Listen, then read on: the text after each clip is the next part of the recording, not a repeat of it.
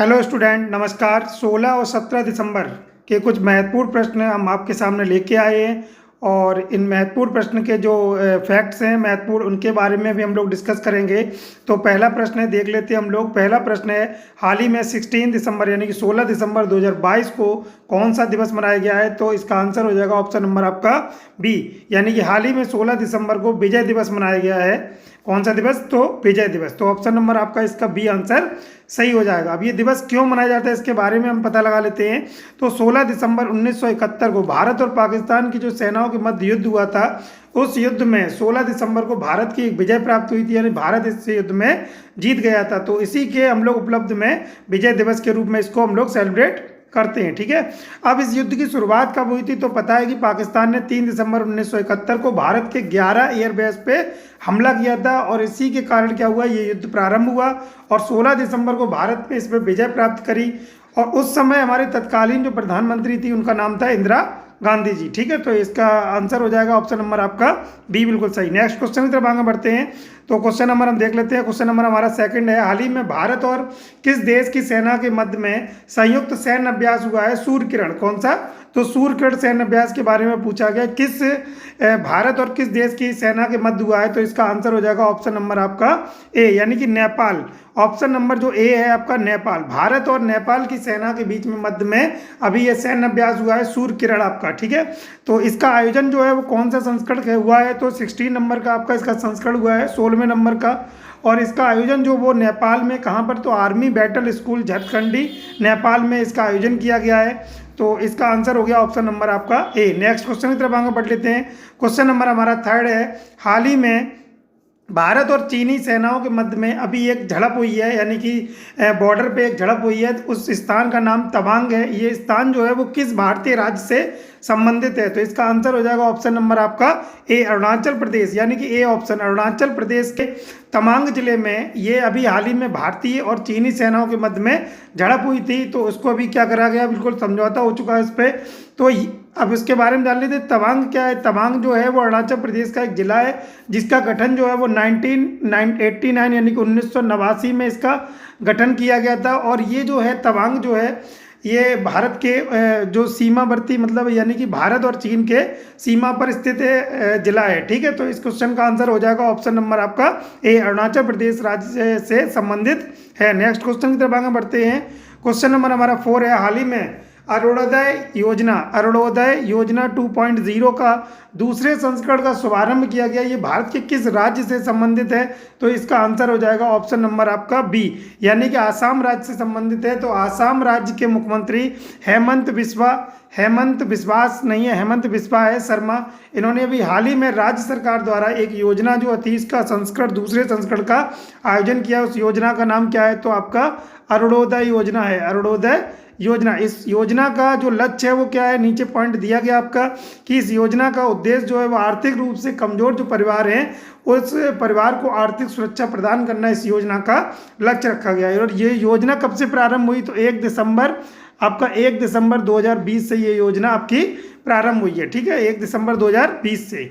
तो इसका आंसर हो जाएगा ऑप्शन नंबर आपका बी। नेक्स्ट क्वेश्चन की तरफ आगे बढ़ते हैं। क्वेश्चन नंबर हमारा 5 है, हाल ही में चर्चा में आई पायनेर नदी जो है जल विवाद इन किन दो राज्यों के मध्य में है? पायनेर नदी जल विवाद ये किन दो राज्यों के मध्य में है? तो इसका आंसर हो जाएगा ऑप्शन नंबर आपका सी, यानी कि कर्नाटक और तमिलनाडु के मध्य में ये एक जल विवाद है नदी का। इसको समाप्त करने के लिए सुप्रीम कोर्ट ने एक कमेटी का गठन किया है। इस कमेटी क्या करेगी? 3 माह के अंतर्गत इस नदी के जल विवाद पर लेकर क्या कोई निर्णय निकालेगी। ठीक, तो इसका आंसर हो जाएगा ऑप्शन नंबर आपका बी, कर्नाटक और तमिलनाडु। ये दोनों राज्यों के बीच में ये नदी पड़ती है, नदी के बीच में ये जल विवाद चला रहा था, इसको समझौता होगा। ठीक है। तो नेक्स्ट क्वेश्चन का तरफ आगे बढ़ते हैं हम लोग। नेक्स्ट क्वेश्चन देख लेते हैं, हाल ही में आईसीसी महिला प्लेयर ऑफ द मंथ नवंबर 2022 किसे चुना गया? बहुत ही महत्वपूर्ण प्रश्न है, तो देख लेते हैं इसका आंसर क्या होगा। तो इसका आंसर है सिद्रा अमीन। क्या नाम है? सिद्रा अमीन जो है वो पाकिस्तान की क्रिकेटर हैं, पाकिस्तान की। और इनको हाल ही में नवंबर 2022 का प्लेयर ऑफ द मंथ चुना गया, नवंबर 2022 का प्लेयर ऑफ द मंथ। जबकि इंग्लैंड के खिलाड़ी जो है, कप्तान जो है जॉस बटलर, क्या नाम है? Jos Buttler. जॉस बटलर जो हैं इनको आईसीसी मंथ द्वारा ये नवंबर 2022 के मंथ आईसीसी मेंस में चुना गया, ठीक है। जबकि महिलाओं में आपका सिद्रा अमीन है, सी ऑप्शन आपका बिल्कुल सही है। नेक्स्ट क्वेश्चन की तरफ आगे बढ़ते हैं। क्वेश्चन नंबर हमारा 7 है, हाल ही में किस टेनिस खिलाड़ी को अंतर्राष्ट्रीय टेनिस महासंघ ने ITF वर्ल्ड चैंपियन 2022 के सम्मान से सम्मानित किया है? तो इसका आंसर हो जाएगा ऑप्शन नंबर आपका बी, राफेल नडाल जो हैं इनको हाल ही में राफेल नडाल को अंतर्राष्ट्रीय टेनिस महासंघ द्वारा वर्ल्ड चैंपियन पुरस्कार से सम्मानित किया गया है, ठीक है। तो ITF यानी कि ITF इंटरनेशनल टेनिस फेडरेशन द्वारा इस पुरस्कार को सम्मानित किया गया, किसको? तो राफेल नडाल होते थे। महिलाओं में ईका स्टेवेक जो है वो पोलैंड की खिलाड़ी हैं, पॉलिश खिलाड़ी हैं। कहाँ की हैं? तो पोलैंड देश की खिलाड़ी हैं, पोलैंड, ठीक है। ईसा स्टेवेक ये महिलाओं में, जबकि पुरुषों में आपके कौन है? Roger Federer. तो रोजर फेडरर ने अभी हाल ही में 2022 में ऑस्ट्रेलियन ओपन और फ्रेंच ओपन दोनों खिताब आपके नाम किए अपने नाम, तो इसलिए अंतर्राष्ट्रीय टेनिस महासंघ द्वारा इनको ITF वर्ल्ड चैंपियन पुरस्कार से सम्मानित किया गया है, ठीक है। नेक्स्ट क्वेश्चन की तरफ आगे बढ़ते हैं। क्वेश्चन नंबर हमारा 8 है, हाल ही में कौन सा देश महिलाओं की स्थिति पर संयुक्त राष्ट्र आयोग द्वारा अपने उस कमेटी से, आयोग से हटा दिया गया है? तो इसका आंसर हो जाएगा ऑप्शन नंबर आपका बी ऑप्शन सही होएगा। यानी इराक जो है, इराक में अभी हाल ही में, सॉरी ईरान में, कहाँ पर? ईरान में। इसका ऑप्शन हो जाएगा ऑप्शन नंबर आपका सी, ईरान। यानी कि 22 वर्षीय एक महिला थी, क्या नाम था? ईरानी महिला थी, क्या नाम था इनका? महसा अमीन। क्या नाम था? महसा अमीन। इनकी हाल ही में मौत हो गई है और इस मौत के कारण उनमें जो देश है उसमें महिलाओं का मतलब आक्रोश हुआ है और धरने हुए हैं। तो इसी कारण क्या हुआ कि संयुक्त राष्ट्र संघ की एक संस्था है जिसको हम लोग संयुक्त राष्ट्र आयोग कहते हैं।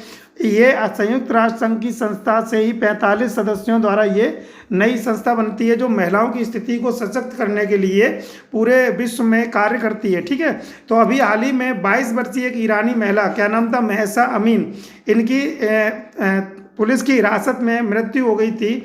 तो इसके कारण क्या हुआ कि ईरानी सरकार जो कटघरे में खड़ी कर दी गई है, ठीक है। तो ईरान जो होगा इसका आंसर बिल्कुल सही होगा। अब कारण क्या है, किस कारण इनकी मृत्यु हुई है? तो आपने अभी सुना होगा हिजाब का मामला। तो हिजाब क्या था कि हिजाब ये क्या था, जो ये महिला है 22 वर्षीय महसा अमीन, ये घूमने गई थी अपने परिवार के साथ में और इन्होंने काफ़ी फ़ोटो शेयर करी इंस्टा फेसबुक पे जिसमें इन्होंने हिजाब नहीं पहना। तो उसी को लेकर जब ये अपने देश पहुंची हैं ईरान में, तो वहाँ की पुलिस ने उनको अरेस्ट कर लिया और इनको तमाम यात्राएं दी गई और इसी कारण उनकी क्या मृत्यु हो गई थी।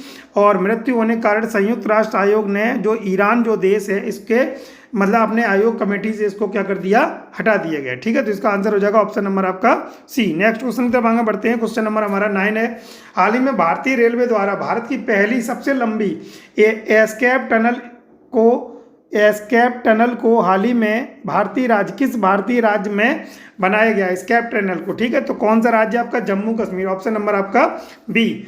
एस्केप टनल लगभग 13 किलोमीटर लंबी है, 13 मतलब 13 किलोमीटर लंबी है आपकी। तो ये जो है वो जम्मू कश्मीर में बनाई गई है और ये घोड़े की नाल के आकार की एक सुरंग है। भारत में ये पहली है सुरंग है जो घोड़े के नाल के आकार की बनाई गई है और ये जम्मू कश्मीर से में 111 किलोमीटर लंबी है, जो बनिहाल से कटरा रेलवे लाइन पर के मध्य में आती है। तो इस रेलवे टनल को जो है वो आपका भारत की पहली आपकी एस्केप टनल के रूप में विकसित किया गया है। ये कहाँ पर है? तो आपके जम्मू कश्मीर। ऑप्शन नंबर आपका क्या हो जाएगा?